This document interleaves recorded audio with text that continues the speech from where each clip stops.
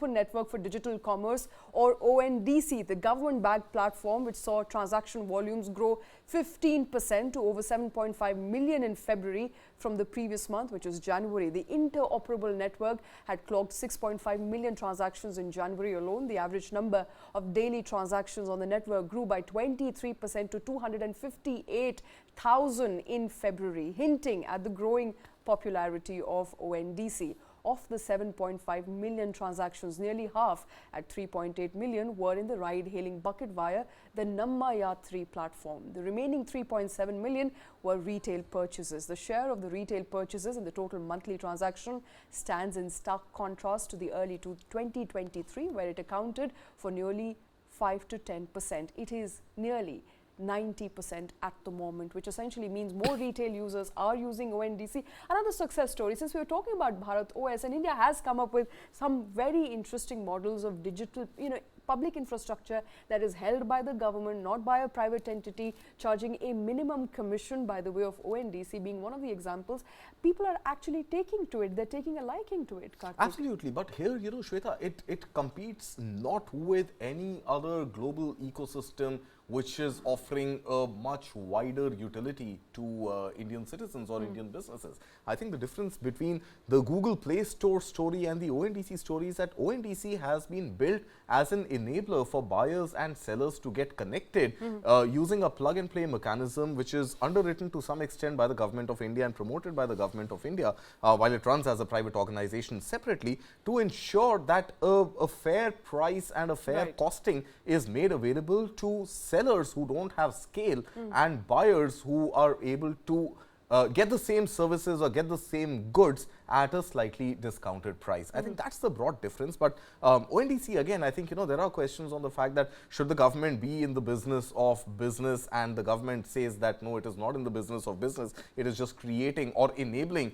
an ecosystem where buyers and sellers could interface with each other. All right. And it is seeing a retail participation growing at an average of about 50%. We are looking at a 1 billion number in the month of April. Right. So in that sense, it's a phenomenal story. But the debate about ownership, should government stay invested or should private sector come in? Ashwini Vaishnav at What India Thinks Today Global Summit did say that we are against private sector monopolies. So is that a hint to all Indian and global players in that sense? Could be a hint. And before I conclude, Shweta, I think we started off saying that there is reason to celebrate global Indian CEOs, but there's also reason to there's a limitation to their celebration.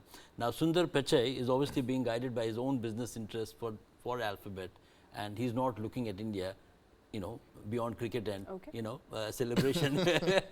And he's right in doing that. Right. All right. Absolutely. And since we also have a quick reaction from Union Minister Ashwini Vaishnav, let's quickly listen into that. We'll leave you with that. Thank you for watching.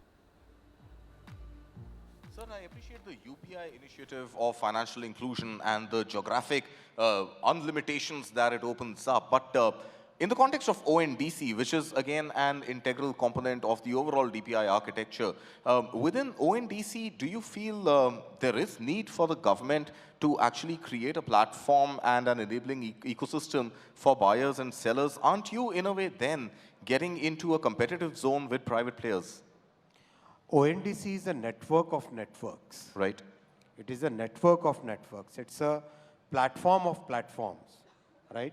So today, let's say, Flipkart can also be part of ONDC, platform becoming part of the ONDC, right? Somebody who's new, who doesn't have a platform but wants to have an innovative test and innovative idea, they can also be a part of this. And a large part of the merchant community, especially the small retailers, very small logistics providers, they need not be worried about the concentration of power in the hands of a few.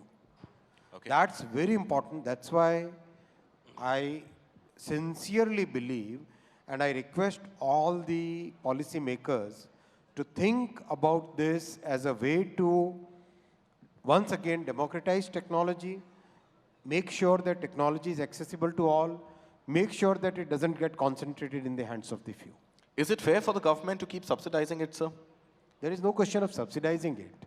Both the programs, whether it is UPI, whether it is ONDC, whether it is healthcare program, the logistics platform, education platform, every such platform has its own ways of monetizing, correct? Today, most of the UPI players, most of the ONDC players, most of the healthcare players, they are actually finding the platform as a way to increase their income. There is no question of subsidies here.